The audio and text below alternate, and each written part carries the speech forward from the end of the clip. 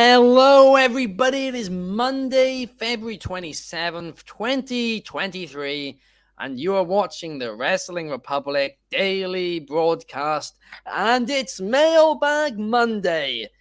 It's back after a couple of week absence, which definitely wasn't because I forgot to post it last week. No, definitely not. But anyway, today we've got two great guests joining me. Firstly, to my right, we have Chaos. How are you today, Chaos? What's up, everybody? What's up, Ben? Yeah, I am all good. I'm all good. Happy Monday and everything. We got a great episode, great week of wrestling as always. And yeah, without further ado, let's get straight to it. And to my left, we have the emergency sub for today, Anthony Ricciardi. How are you, Anthony? Doing well. I feel like I'm the relief pitcher half the time when I get called for these things. The super sub in football terms. Absolutely. I mean, Soul had to pull out today as he's feeling a bit unwell. So best wishes to Soul. As well. But yeah, let's get into the show today, and let's firstly talk Monday Night Raw. A few things have been announced for today's show, actually, which is better than a few weeks ago when they announced nothing, which made the Raw preview a little bit hard to talk about. But they've announced a few things today. Firstly, they've announced Asuka versus Carmella, which presumably Asuka's going to win quite cleanly. And then also Candice LeRae versus Pippa Niven, which should actually be a really fun match. And presumably Nikki Cross is going to be involved in some way to continue that weird Candice LeRae, Nikki Cross storyline. I mean, don't know if I'm really feeling it, but there's three main topics which are interesting on today's episode of Raw, and the first one is the WrestleMania Goes Hollywood edition of Miz TV. What is Miz's announcement? Is it that he's going to be hosting WrestleMania? Is it something else? Is it going to be a celebrity involvement at WrestleMania? What do you think about it all, Anthony? I mean, the most likely thing is probably him being the host, especially since he lives in that area, so it would make sense for him and Maurice to host it, because I really don't know who he'd go up against. I mean, they could throw a celebrity in there, but you figure Logan Paul's wrestling on the show. I don't know if they want to do a celebrity each night is a possibility. I mean, but I think the hosting is probably the most likely. It would be my guess. Yeah, absolutely. I completely agree with you there. What about you, Chaos? Do you reckon maybe they'll do something different? Nah, not necessarily. It just it's the writings on the wall for the Miz. I mean, they could do a swerve that he's gonna try and announce himself as the host for WrestleMania, and then someone else comes out. That's what I'm hoping, because I know for the past previous years they've done the host thing. Doesn't really amount to anything. The last meaningful one or the last memorable one was probably the New Day, if I recall. But yeah, I hope the Miz isn't. Say again? With the Hardys coming out, exactly. Yeah, that's the most memorable thing that the hosts have ever done. They tried it with Hogan twice, did not work. He's probably going to try and announce himself. I think the only thing that could salvage this is really for someone to actually interfere, and maybe a celebrity actually coming out to say that they're going to be the host. So that's my thoughts. Yeah, I mean, one thing which I'd love to see, and I've been thinking about this since, obviously Reigns versus Rock hasn't happened. Will The Rock still show up at WrestleMania? Will he perhaps return and, take out Miz and host WrestleMania, hit Miz with a rock bottom and host WrestleMania, and perhaps then lead to Reigns versus... I mean, I don't know if you could set it up at WrestleMania, to be honest, because, of course, it's presumably going to be Cody's moment. But I mean, perhaps bring him in this year as a host, and then next year bring him in for that Reigns match, which we really need to see it. We really do. I mean, realistically, I mean, they did do Cena Rock. They teased that for the full. They did that for the full year. Yeah. And if they did Rock Reigns at WrestleMania 40, that's in Philly. Essentially. Oh, lucky you! It doesn't mean I'm going to the show, but I'm just saying I mean, I could totally see them build on the Rocky theme, because they literally did that when he came back after the Scorpion King. He came back at a Philly Raw, and they had him standing outside of a Rocky statue, hyping it up for his return, and when he sided with Team WWF against the Alliance. Yeah. You're going You're gonna be right at the Lincoln Financial Field for sure. Like as soon as it gets announced, you'll be like, way before pre-sale. A buddy of mine usually handles those, so I'm letting. There we go. I think Clark's already trying to talk us into going again next year, but we'll have to wait and see. Killing my wallet. This guy's killing my wallet, but exactly. But let's talk about the next topic, and that is Brock Lesnar responding to Omos challenging him to a match at WrestleMania. And we said about it last week. I went on a rant about it last week. Who on earth wants to see Brock Lesnar versus Omos? I do not. Quite frankly, I do not want to watch Omos full stop. I thought his match against Braun Strowman was surprisingly decent. However, like I said at the time, it was surprisingly decent because of Braun Strowman. Braun Strowman was the one who shocked me in that match. In a performance which I thought was the best performance of Strowman's career, arguably. And yeah, Lesnar versus Omos. Out of anybody you could pick for Brock Lesnar in LA, you pick Omos. Please let this be a swerve and let them go in some other direction. I don't know what it would be, but surely this is not the direction they're gonna go in because I do not want to see it. But what about you, Chaos? Do you want to see this? Hell no. I just literally we spoke before the show. It literally they probably got a lot of people lined up on the wall and literally threw a dart, and whoever that, even if it went, I'm pretty sure it was one of them ones where it went to a much better person, but they kept on throwing it until it eventually went to Omos. And I'm not feeling it. I mean, it might surprise us. I mean, Lesnar can pretty much go with almost anyone, unless you're John Moxley or Dean Ambrose. But I don't see how this is going to benefit anybody. I just felt like there was just an excuse to have two big men to join in and slapping meat. But yeah, they could have done better. I don't think this is going to be great. I still don't see what they see in Omos other than just being tall. The guy's terrible in the ring. I don't get it. So yeah, this is probably going to be my toilet break match. Yeah, I mean, here's the thing. When Triple H took over creative, Omos was, benched, basically. He was just left in the cafeteria, and now he obviously had that feud with Braun, and then he just went away again. And like I said last week, if they want to build him up, at least build him up. I mean, he's not good enough to be built up, but at least book him like he's good enough. Yeah. But they've not done that. He's looked awful. So, I mean, it wasn't only that loss to Braun, but it was, he didn't look great in that loss. And you can't have somebody losing to Braun who is stuck in the tag team division with no direction going into WrestleMania, going against Brock Lesnar. At least do Lesnar versus Braun. Even that's a little bit better than this.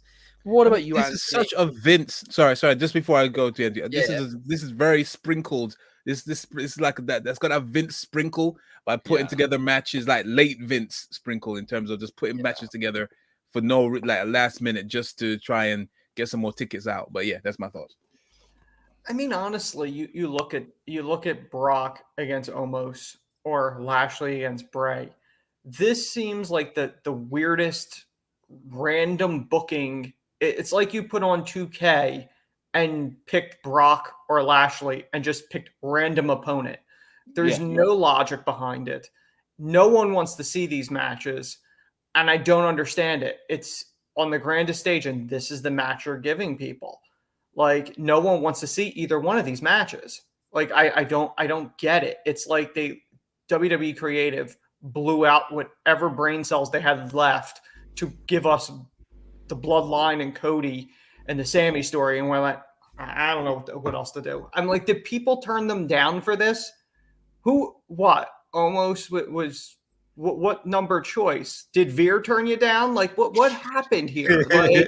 Like I want to know, like, did people turn you down? Like this seems like this is the last resort. You've called the fifth or sixth person on your list, and they're like, all right, I guess, so I can be on the show. All right, I'll do the match with Brock, or I'll do the match with Bray. Like, it seems like I don't know who's lining up to be in these matches with Omos or even Bray, to be perfectly honest, because they know they're not going to shine in this match. No one's going to shine in any of these. No one's going to come out well. Lashley's not going to come out better. Brock's not going to come out better against Omos. He beat Undertaker. You know how far down the totem pole Omos is to the streak? Really? It's not great. I mean, it just wasn't that. You can't polish a turd. This is No. a turd match. It is.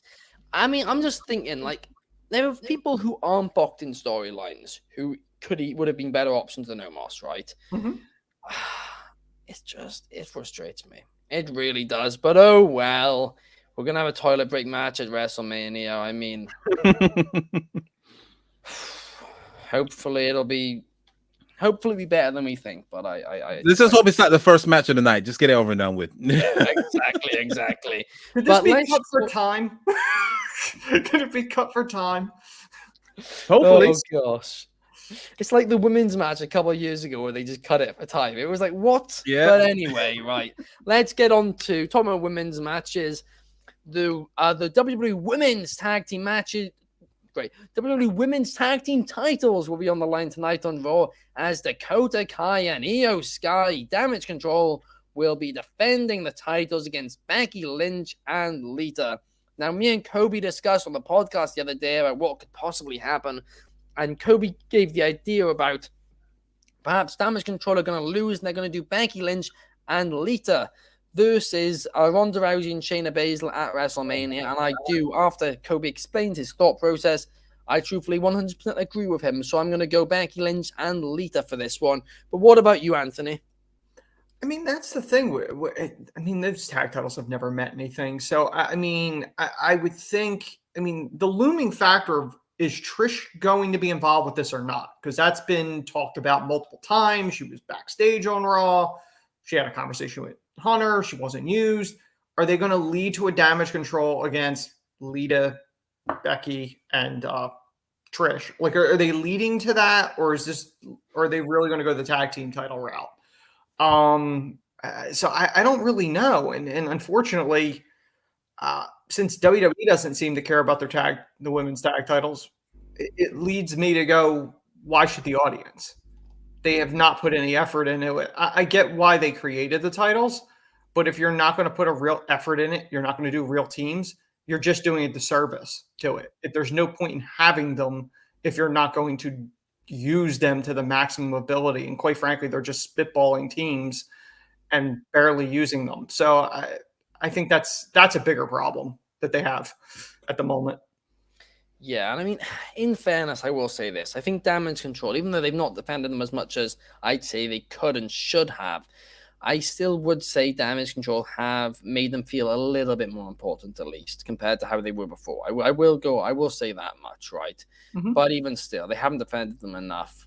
But yeah, I mean, Becky Lynch and Lita versus Ronda Rousey and Shayna. I mean, that's a fairly big match at WrestleMania. Mm-hmm. I don't know how many people want to see it, but on paper, it is a big match.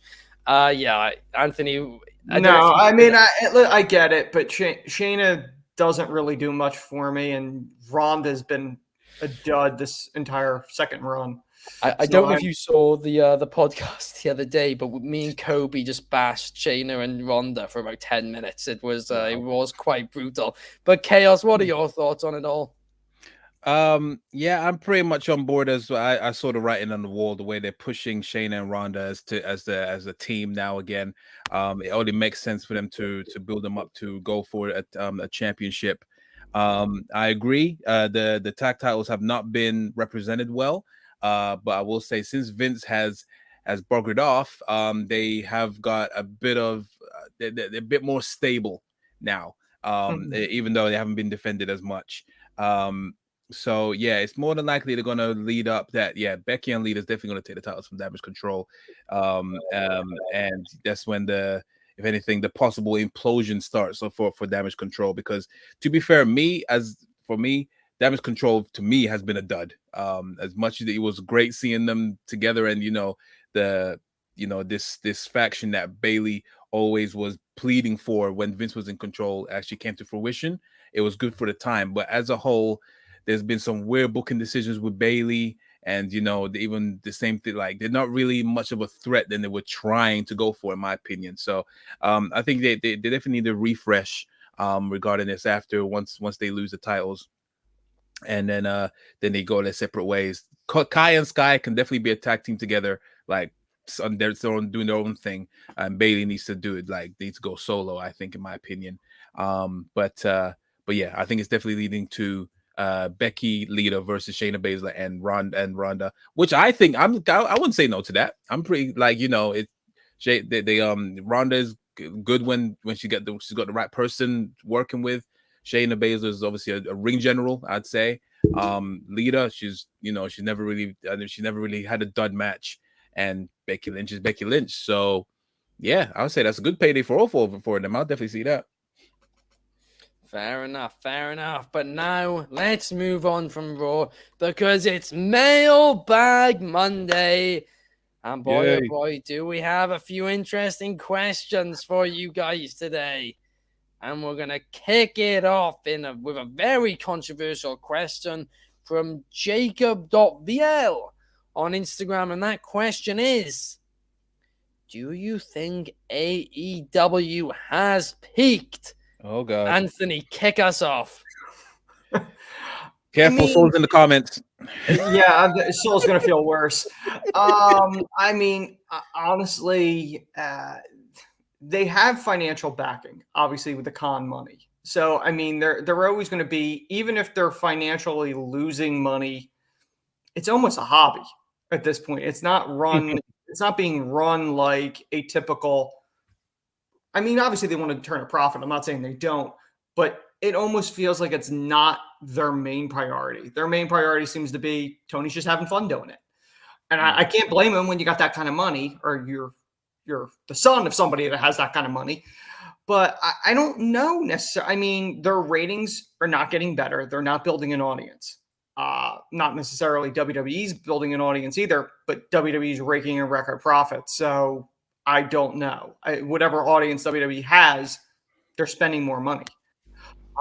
So AEW, I mean, it's the question is TNT or Turner, are they happy with it? And I know it's conflicting things when you look at Rampage ratings, how bad they are. No one's watching Dark or Elevation. I've never watched it. I've never heard anybody going, "Oh, you got to watch Dark." No one does. So I don't know. They're barely getting 1 million viewers. They're not building an audience. I don't know. I kind of think they're right now they're at a plateau. I don't know who they could possibly bring in that could make a difference. They brought Punk in. Punk popped the rating when he first came in, but eventually that stagnated. And now he's out. There's nobody in that company right now that I really think could skyrocket one. I mean, the only one that could cross over, and again, he's controversial, is MJF. And come January 1st, 2024, he may not be there anymore. You know, Omega and the Bucks aren't going to do it. They've been there from day one. I don't think they have anybody, and there's nobody they're building up that I look at and go, this guy's going to be a superstar. That's the difference between WWE and AEW. WWE builds marketable people that will cross over outside of wrestling. AEW still catering to that audience that wants to see indie stuff that would normally be in front of 50 people in a gym somewhere. Believe me, I watch AEW. There's stuff that's really good, but are they on par, or could they get to where WWE is? I don't see that. If I'm being honest, from the product I'm seeing now, I don't see it. You made some very good points there, and you briefly touched upon the possibility of, people such as MJF jumping over from WWE from AEW to WWE. And here's something, right?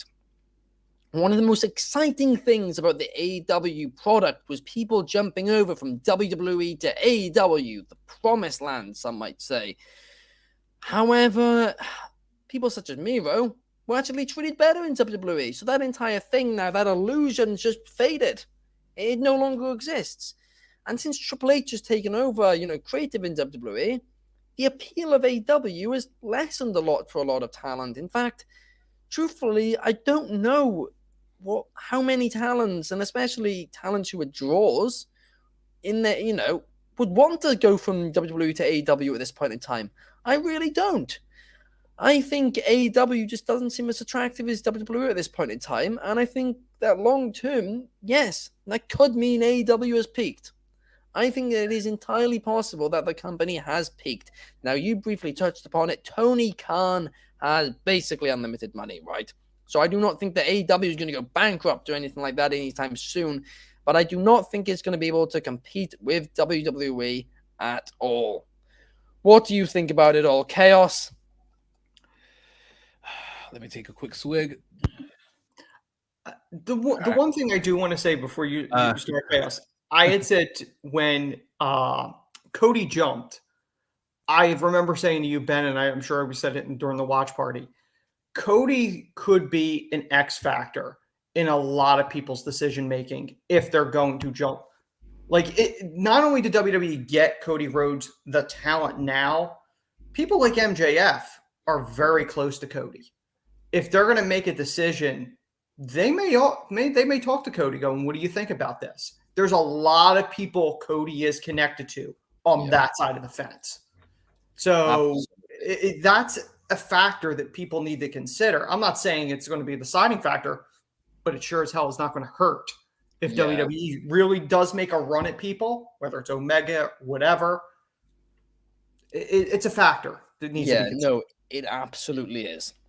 And I know we no longer report spoilers here at Wrestling Republic, but back when we kind of did last year, I did release a report at the time, and I said in it that multiple people were considering leaving after their contract expires. Mm-hmm. And it just so happens a few of those deals are over in the next 12 months. And also for some of those names, they're now connected to a few more people in WWE as well. So, I mean, at this point in time, I think we really could see a few people jumping over from AEW to WWE, which I think is going to be not great as well for AEW. But what about you, Chaos? What are your thoughts on it all? Yeah, I'm inclined to agree with you guys. I think it's the AEW since it definitely peaked. Brawl out severely is proof that it severely damaged their reputation as a company. It damaged Tony Khan's representation as a boss. And it's to the point where if it does feel like his focus is more on the Jaguars more than AEW. AEW's, like you said, that it's his new little, it's his toy chest, and he's just obviously just grabbing all these different toys, and he's just having fun with them and doing all this kind of craziness with them, and until he gets bored with them, and then he just, instead of getting rid of them, he just leaves it there, kind of thing. People just stagnate. And it's gonna be incredibly hard to really recover since Brawl Out. So far, yeah, you're right. I don't see anyone that could be the star. Like, obviously, you got your standouts, you got your MJFs, you got your Darby Allens, your Jungle Boys, and whatnot. But the hype is definitely not there anymore. And the sole person that definitely brought in the money, even though he popped a rating and whatnot, but it stayed at a high level, was Punk. Since then, unfortunately they didn't have enough time to build someone to actually, when he does leave, whether it was a 2-year contract or whatever it was, they didn't have enough time to get someone to his level in order to carry on that momentum. And right now they're this all over the place, storyline wise and wrestlers wise, and he's just trying to throw a lot of money at all these people to either keep them there or try to bring them over. But now, yeah, like you said, WWE is looking really like fruitful now, and the proof is in the pudding. Like pay-per-view selling out in record time, and yeah, morale is at all-time high and stuff. So it's gonna be really hard. I mean, I do enjoy the AEW programming, don't get me wrong, but I've yet to really thoroughly enjoy or look forward to someone's promo or someone's segment since CM Punk left. I honestly, I don't know what it is. So nothing's really grabbed me in that sense. But I'll still watch it. But yeah, I totally agree that AEW, in terms of intrigue, anticipation, it's definitely waned, and I think it's catching up with them. I don't know what they're gonna do or how they're gonna come from it. But yeah, that's my thoughts. I mean, Jacob here in the comments is asking, would a change in management or direction be enough to bring back some sort of originality and enjoyment to watching AEW? I mean, basically is asking if Tony Khan handed over the buck, I think. Is there a chance there? And I mean, it's not going to happen. That's the reality of it. So I don't even know if the only way that could happen is if he brought in someone big, like if he was able to bring in like Paul Heyman or something. Yeah. Someone with a big name. He has to bring in someone that has a lot of pull in the business, and it would have to be someone like Paul Heyman. That would definitely turn people's eyes. But obviously that ain't gonna happen. So I agree with you, Chaos. I definitely think that would be an earth-shattering thing if you gave him control of it. But quite frankly, I don't think Tony thinks there's anything wrong with his booking. And when he gets things like Dave Meltzer's awards, that just further builds I'm the best promoter, I'm the best booker. See, they said it, I am. So that's the problem. When you have people back there with minds for the business. Say what you will, Jake Roberts has one of the best minds for the business. Is he being used for that type of stuff? No. You had William Regal. You did nothing with him. And you gave him back to the guy that's kicking your ass. Like, you have no idea what you have there. Like, you had Regal. He's not just the Blackpool Combat Club manager. He's one of the most brilliant minds in the business. How many people he's recruited to WWE over the years? And you let him go, and you thought the solution was they can't use him on air for 1 year. Like, they care? Like, 1 year, but you got him backstage with his unbelievable mind in the business, and you think preventing WWE from having him on TV for 1 year is the penalty? That you really think that's going to bury them because they can't have him say War Games for 1 year? like, really? Like, I don't understand it. Like, you had these people, and you wouldn't let him go. Andrade, you won't let different people you won't let go. But Regal, you went, no, okay. No, he wants to be with his son. I'm like, I'm sure he does. But quite frankly, do you really think when Hunter got that spot, Regal wasn't the first phone call? Like, do you really think they haven't had conversations? They've been friends since back in the day with WCW. Like, they are like this. So, I mean, realistically, like, it's like you have something that's really valuable, and you just went, I could have it. Yeah, no, it was a questionable decision. I mean, in fairness to Tony, I think he would have gotten even more backlash if he did keep him. So and public perception of AEW wasn't great at that moment in time either, following Brawl Out. So I can, to some degree, understand that one.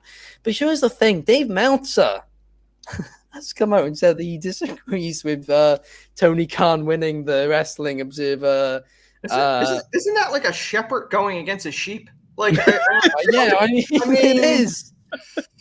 When Dave Meltzer is saying that Tony Khan was not the best booker of the year, I mean, it's not Tony Khan, must be, because I mean, Dave and Tony have mates. They are.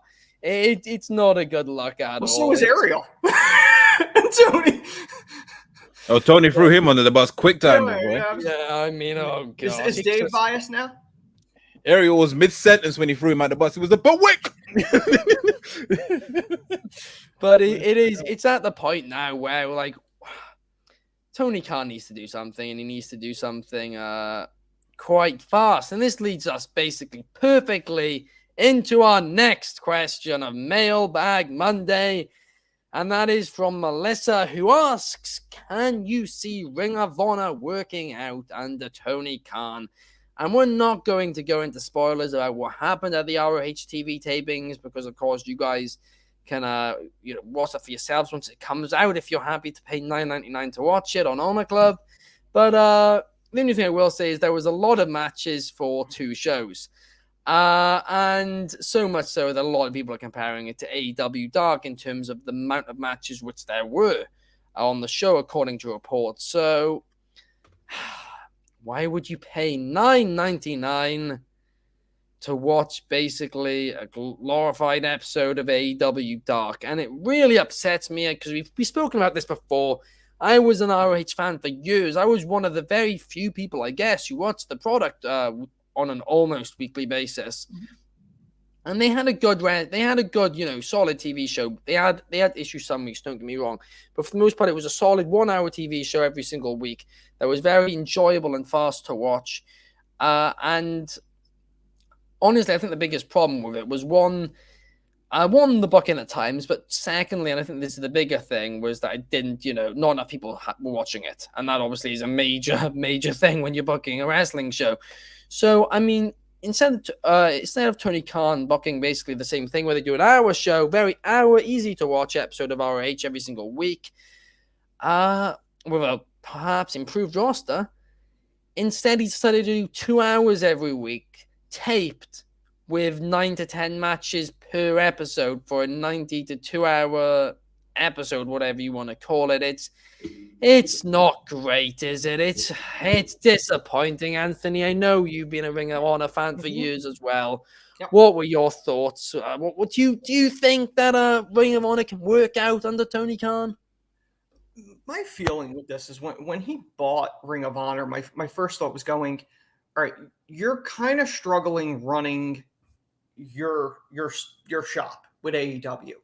And when they said, oh no, he's not just buying it for the tape library, because the first thought was like, oh, he's buying for a tape library for an eventual streaming service, maybe with HBO Max, and they'll do, the Ring of Honor footage plus whatever AEW footage they have. And then it was, no, he's going to run it like another promotion.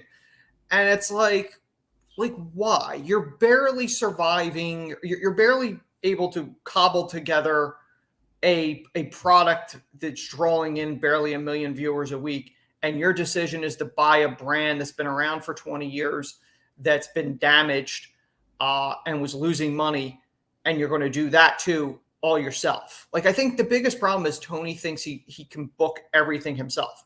I could not book everything myself. Like realistically, that's too much.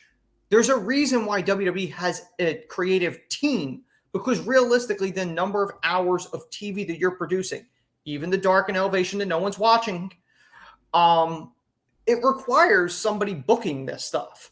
So I think that's the problem. He has too many people, and the problem with the current Honor Club, and I said this the last time I was on here about Honor Club, is the old one. You got the weekly TVs, which was nice. The 1 hour, it was most weeks it was a solid show, but you got the pay-per-views included. And at one time, when they didn't give you the pay-per-views included, depending upon what tier you were on, they at least gave you 50% off for the pay-per-view. Right now, what's been coming out, and granted, I have not seen it. I don't belong to Honor Club. I'm not paying $9.99 for a weekly infomercial to buy a pay-per-view.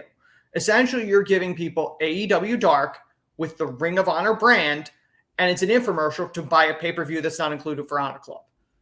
You're paying $9.99 to watch an infomercial. Is what I'm seeing right now. But again, have not seen the product. May blow me away. I did see the card. I am less than excited about the matches that were listed, whatever they taped.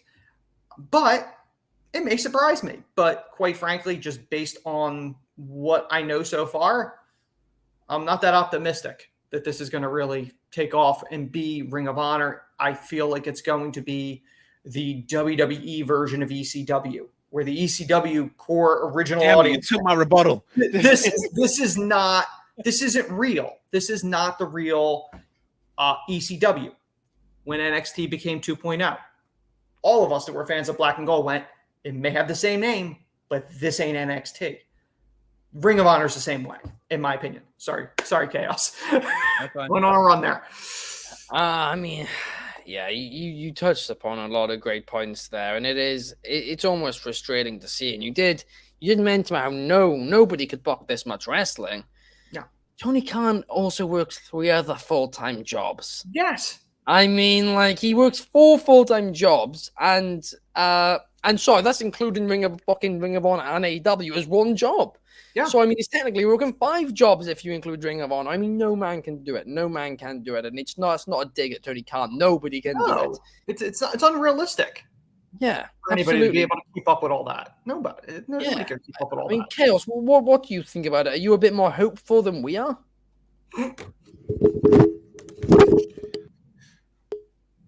No. Yeah, this company is in dire freaking straits, I tell you. Yeah, it's just not looking good. Like the numbers speak for itself, man. I mean, the ratings are not great. When we saw the last pay-per-views for Ring of Honor, the crowds are freaking tiresome.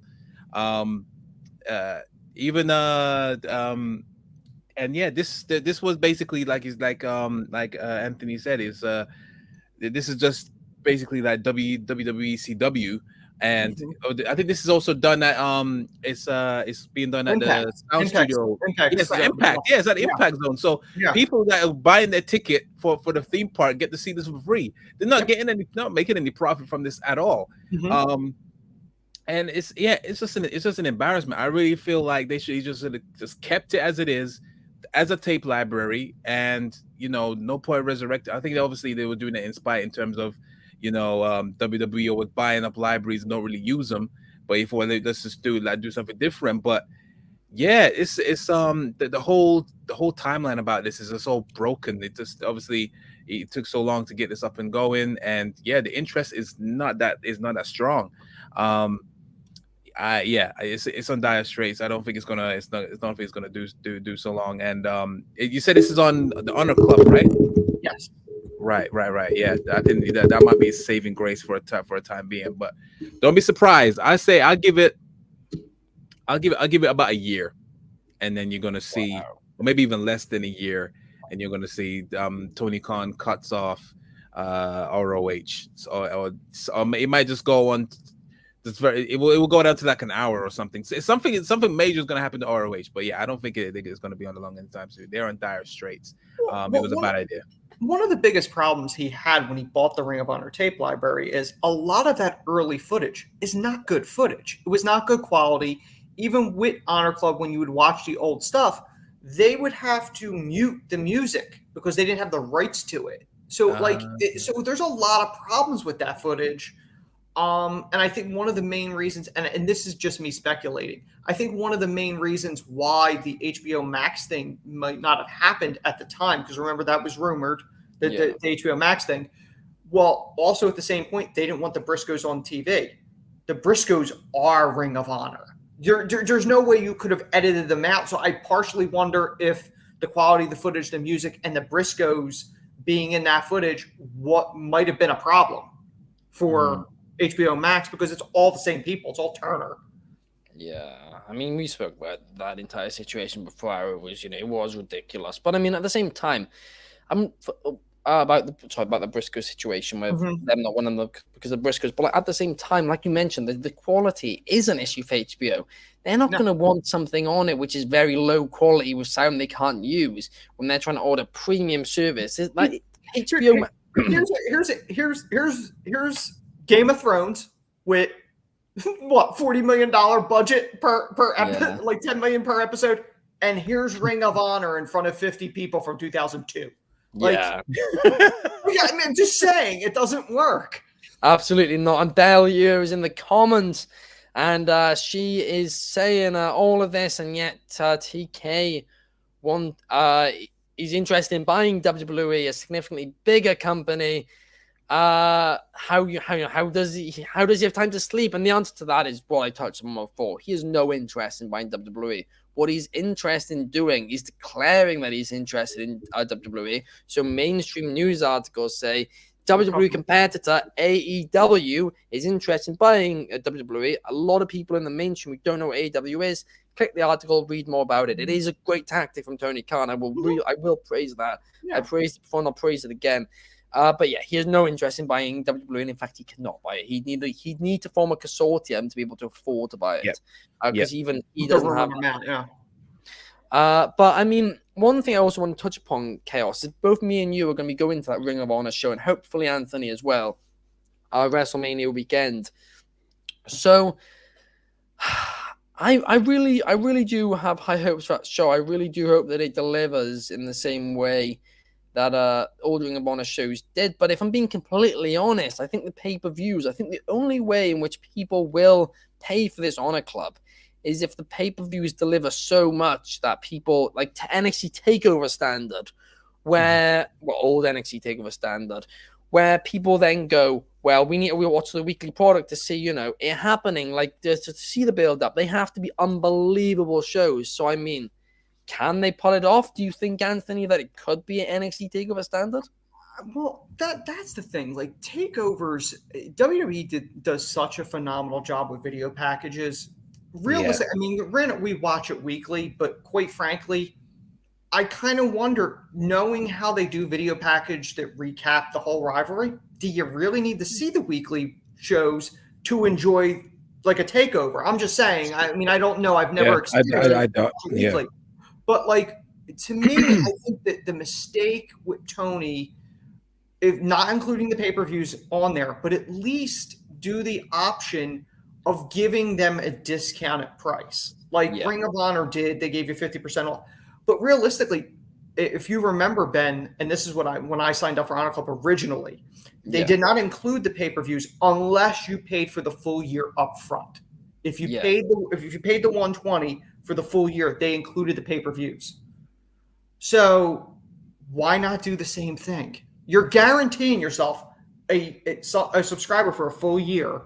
Yeah. And you're getting $120 right out the gate, and you're getting and you're including the pay-per-views. Yeah. So like that's my thing, where it's just like, all right, you're going to charge me the same amount of money, but I'm getting less content. Oh, you're giving me a 2-hour show instead of their normal 1-hour show. That ain't enough.